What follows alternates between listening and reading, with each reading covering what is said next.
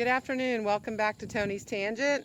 We are in beautiful Jacksonville, and today we're going to talk about, is it time for black women to take a break from the church? How y'all doing? I'm back again. This is your boy Tony. Again, you could have been anywhere in the world. Could have been somewhere cooning. Could have been somewhere running up in somebody's house trying to get some Jordans, but you decided to come back and join us today. We appreciate it. This is not going to take long, and I'm going to get straight to the point today.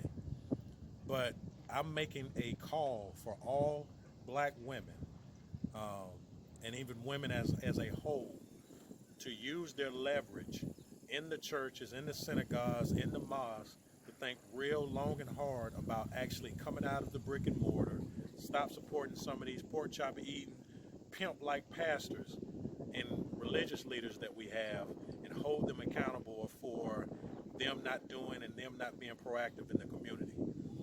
On one hand, we want to hold them and put them on a pedestal and say what they are doing and address them, pastor, reverend, so forth and so on. Quick shout out though to Reverend Rawls and St. Augustine. You are one of a kind. I want to give a shout out to you. Keep doing what you're doing. Hopefully we can work it out. We need more pastors like you up here in Jacksonville, Florida. We got a lot of coons. We got a lot of sellouts up here.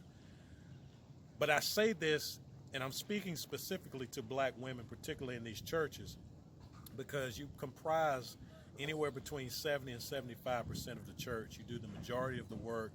You're the reason why the church doors, in my opinion, are still open.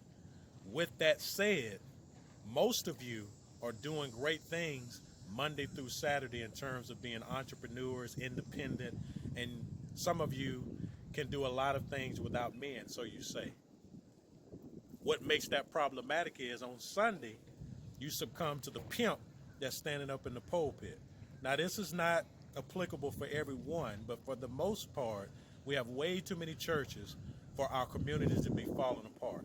And I'm saying, based on strategy, if the black woman decides that she no longer is going to enable bad behavior in terms of black men in the church, turning a blind eye towards what's going on in the community in terms of police genocide, aka police brutality, economic castration, political alienation, lack of education, lack of infrastructure, the whole nine. And in some cases, some of you are riding out of a gated community only to come into a community that's under siege. Here's what I would require, and here's what I'm going to suggest for black women. Take at least a month off. Take at least a month off, and before you leave, tell the pastor of your particular church, these are 3 demands that I require, and these are 3 things that I want you to fight for. If you do so, we will entertain the idea of coming back. One of those things is a better quality of life for our children moving forward so they can compete with individuals and entities that continue to exploit them and look at them as a second-class citizen.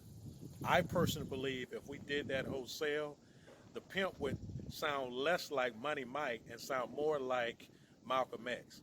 So in terms of what you want specifically, that's something we all can sit down and talk about, and I'm extremely serious about this. But we have to start using our leverage, our power, to start making a difference, and we have to sit down and start thinking outside of the box. He will change. You just have to force the issue. And with that, I have nothing else to say. I encourage everyone who's heard me talk today in this broadcast to reach out to me via social media. Facebook, of course, we have the YouTube page. You can reach me via email. That's TB, that's Tango, or I'm sorry, that's TB7787 at yahoo.com.